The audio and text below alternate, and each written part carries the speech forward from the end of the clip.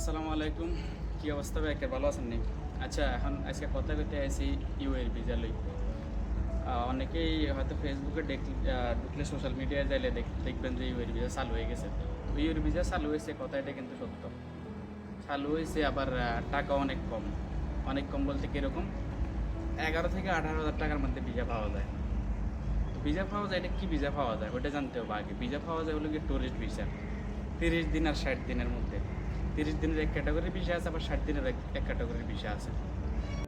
আবার বাংলাদেশের জন্য অনারেবল ভিসা চালু আছে। অনারেবল ভিসা বলতে কি, আপনি শুধু আইবেন, পাসপোর্ট লই, এয়ারপোর্টের ভিসা নেবেন, ইমারাতের ভিতরে ঢুকে যাবেন, ওই কোনো ঝামেলা নেই। তো এটা আবার কার লাগে? এটা হলো গিয়া যাদের কাছে ইউএসের ভিসা আছে, লন্ডনের ভিসা আছে, তারপরে যেই জাপানের ভিসা আছে, ইউরোপীয় ইউনিয়ন যেমন সেনজেনভুক্ত যে কান্ট্রিগুলো আছে ওইগুলোর ভিসা আছে, আরও কয়েকটা কান্ট্রি আছে যারা ওইগুলোর ভিসাধারী, তাদের জন্য এখানের ভিসা ফ্রি, মানে তাদেরকে অনারেবল ভিসা দিব। এখানে আসবো, ভিসা নিব আর ভিতরে ঢুকবো, কোনো ঝামেলা নাই। কিন্তু ওই কথা কই আমাদের কোনো লাভ নাই, আমাদের কাছে কোনো ওইরকম ভিসাও নাই। আমরা করি আইন তাইলে এবারে কথা, গরিব ক্যাটাগরির যে ভিসাগুলো আছে এই ভিসাগুলো কেমনি হবেন? Tourist visa. তো আমরা যারা আছি মূলত আমরা তো ট্যুরিস্ট ভিসা লই নাই থাকে যাবার লাই, রেসিডেন্স ভিসা বা ওয়ার্ক পারমিট লেবার লাগে চিন্তা ভাবনা করি আই। অনেকে 90%, 10% হয়তো আইয়ে যে আই এনে ঘোরাঘুরি করে ভ্যাকেশন কাটাবো, এরপরে দেখে যাবো। ঠিক আছে নি? তো ওই হিসাবে যদি আমি কথা কই যে আমগুলো লাগে কম ধরনের ট্যুরিস্ট ভিসা আছে, ওই ভিসাগুলো হলো কি, 30 দিন লাই ভিসা লন, ভিসার ফি যাইব মাত্র 11,000 টাকা, মানে এদেশে 200 দেরাম।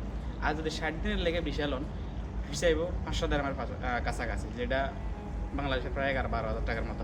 আর হ্যাঁ, কথা মনে রাখতে হবে আরেকটা কথা, এখানে কিন্তু এটা শুধু সরকারি ফিস, যেটা আপনি সরকারি ওয়েবসাইটে চাইলে দেখবেন, ওটা শুধু সরকারি ফিস। এটা কোনো টোটাল মানে খরচা কেন ওইটা নো যে 11,000-18,000 টাকা দিয়ে আপনি ভিসা পাই গেলেন, ওইটা নো।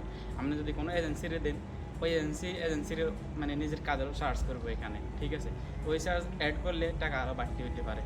এরপরে যে আরেকটা কথা, এখানে আপনি কোনো এই বাংলাদেশে থাকি বা অনলাইনে থাকি কোনো প্রকার ভিসা আবেদন করতে পারবেন না। আবেদন করতে হলে অবশ্যই ইমারতের ভিতরে কোনো যারা লাইসেন্সপ্রাপ্ত এজেন্সি আছে তাদেরকে টাকা দিতে হবে, তাদেরকে দিয়ে তারপরে যে ভিসার আবেদন করাতে হবে। আর এই ভিসার যে ক্যান্সেল হয়ে গেলে, আবেদন যদি মানে তারা যদি অ্যাকসেপ্ট না করে, তাহলে এই টাকা কোনো রিফান্ড হইব না, এই টাকা শেষ। মানে অন্য কারো কাছে যদি ইউরোপের তারপরে আমেরিকার ভিসা থাকে, তাহলে তো টেনশন ছাড়াই চলে যেতে পারেন, তাহলে কোনো সমস্যা নেই, এত ঝামেলা করানোর কোনো দরকার নাই। তাহলে এখন কাগজপত্রের হিসাবে কথা কই যে কাগজপত্র কী কী লাগবো, বা কত টাকা লই আইতে বই নেই, কত টাকা শো করতে হবে, এগুলো লই।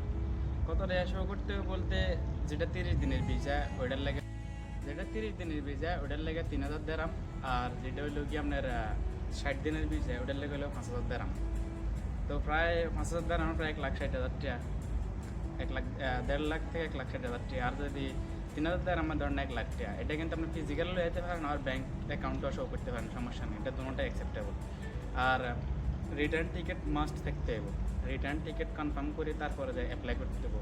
যদি ভিসা ক্যান্সেল হয়ে যায় এ টাকাও গেছে জলে।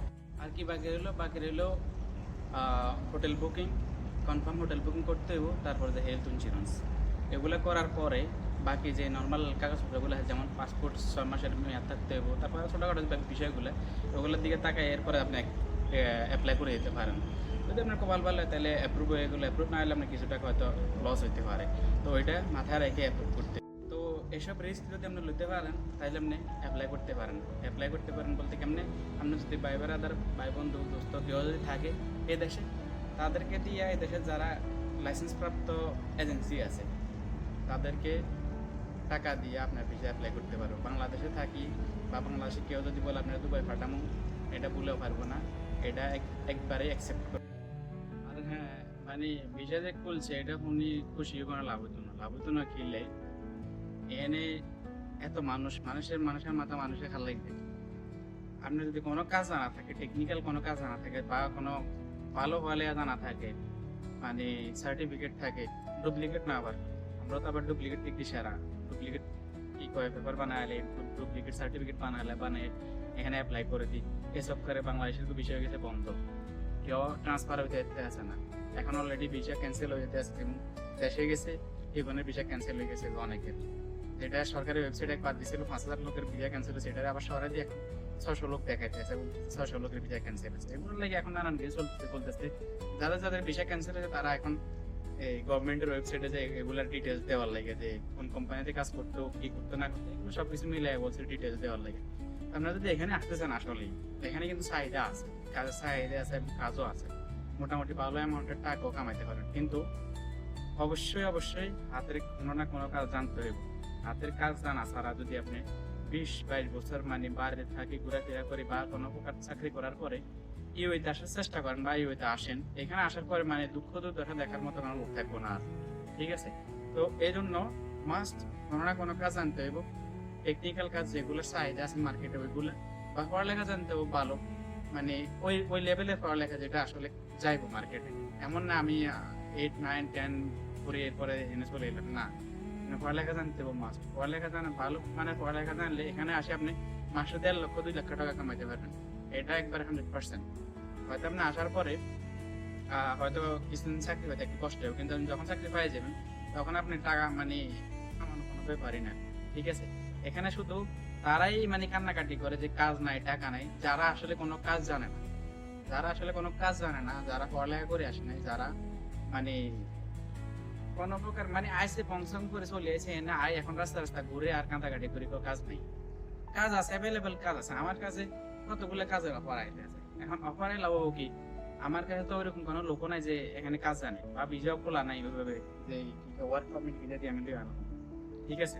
তো যারা আইতে চান অবশ্যই কাজ জানতে হবে, কাজ না জানলে পড়ালেখা জানতে হবে, তাহলে আপনারা এখানে আইতে পারেন নিশ্চিন্তে। ঠিক আছে? কাজের কোনো অভাব হবে না। ওকে, আল্লাহ হাফেজ।